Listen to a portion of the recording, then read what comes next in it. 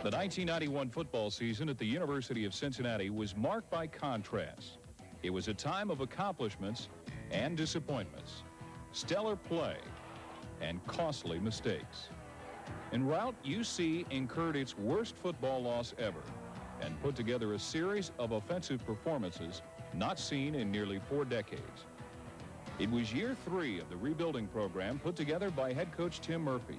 The Bearcats were still a young team dominated by freshmen and sophomores, but most of the players had a season or 2 of experience in the Murphy system. For the first time, the coaches could rely on depth. Dramatic gains had been made in team strength and quickness through a team-wide commitment to the off-season weight program. In many ways, the Bearcats' improvement mirrored that of Nippert Stadium, which reopened halfway through its renovation. The foundation for a successful program was in place, and progress was taking shape. There was still a lot of work to do.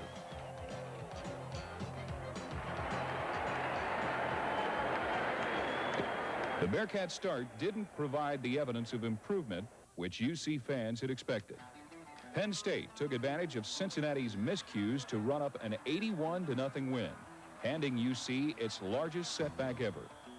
Things didn't look much better the following week when the Bearcats were beaten 51-16 at North Carolina. But positive elements did begin to unfold. The first, and perhaps most noted, was at quarterback, where Lance Harp took over for injured veteran Paul Anderson. Harp put his strong passing arm on exhibition, and Tim Murphy came away with the comfort of having 2 quality quarterbacks, a luxury which would prove vital later in the season. UC's young receivers, led by Marlon Pearce and Damon Bryant, showed how much they had improved with a season's experience. After back-to-back losses to top 25 ranked teams, the Bearcats hoped to get into the win column at Bowling Green. Harp directed UC to an early 75-yard scoring drive, capped by this 20-yard pass to Marlon Pearce. Harp proved he was a threat at running as well as throwing the football and piled up 262 yards in total offense. Cincinnati's defense dominated the Falcons, aided by big plays such as this.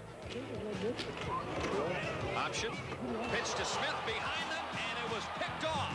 There's the lateral. Kelly Sims falls on it at the 34-yard line. A huge break. The Bearcats did everything in the game but win, falling 20-16. The annual UC-Miami game took on a greater significance in this year's 96th edition of this ancient rivalry. After playing 3 straight road games and spending over a year off campus, the Bearcats returned to the newly renovated Nippert Stadium. Miami capitalized early on a pair of UC errors to jump out to a 16-0 lead in the first 9 minutes of the contest. Then the Cincinnati defense took command of the game. The Bearcats could never seem to get on track offensively. Cincinnati got the ball inside the Miami 5-yard line 3 times, but came away with only a pair of field goals. Steady David Rowe's 3 3-pointers accounted for all of the Bearcats' scoring in the 22-9 setback. Few thought Cincinnati could earn its first victory of the season against defending Fiesta Bowl champion Louisville. UC entered the game as a 31-point underdog, but the Bearcats not only won the game, they won it in convincing fashion. UC's rushing attack came together for a 314-yard effort. Vince Powell capped an early scoring drive with this nifty 20-yard run. The Bearcats got the ball right back as Paul Anderson directed another strike with his timely passing. Tiny Mike Britford proved hard to bring down while scoring a pair of second-quarter touchdowns. The defense took over from there, holding the Cardinals to a second-half touchdown. Senior safety Kelly Sims had a particularly impressive afternoon. There's flags all over the place, and Kelly Sims had it in his hands. That's the second time today. A week later, UC's ground forces again led the way as the Bearcats won their second straight with a 38-19 rout of Kent. Vince Powell and David Small each topped the 100-yard mark for the second straight game. The first time ever a pair of UC backs have had consecutive century performances. A pair of sophomores, cornerback Jocelyn Borgella and tackle Vaughn Booker, sparked the defense.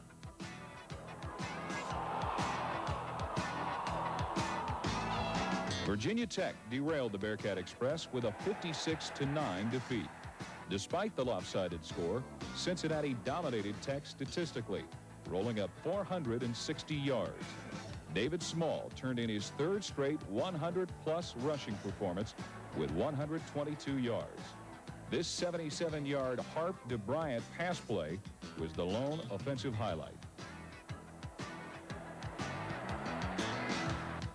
Cincinnati rebounded to defeat highly touted Southern Mississippi in a Nippert Stadium homecoming 17-7. UC's depth at quarterback proved to be a major factor in the upset victory when starter Paul Anderson suffered a season-ending shoulder injury early in the contest. Lance Harp came off the bench to pass for 245 yards. He scored the Bearcats' first TD on this short plunge, and the UC defense shut down Southern Miss's heralded rushing attack, limiting the Golden Eagles to just 106 yards on the afternoon.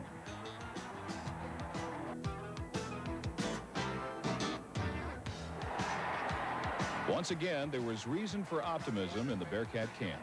The win over Southern Miss was the 6th straight game in which Cincinnati had dominated its opponent statistically, a feat last accomplished in 1954 under legendary coach Sid Gilman. UC had exceeded 400 yards in total offense in 4 straight games, equaling another school milestone, last set in 1986. It appeared as if the streak would continue when the Bearcats visited Kentucky.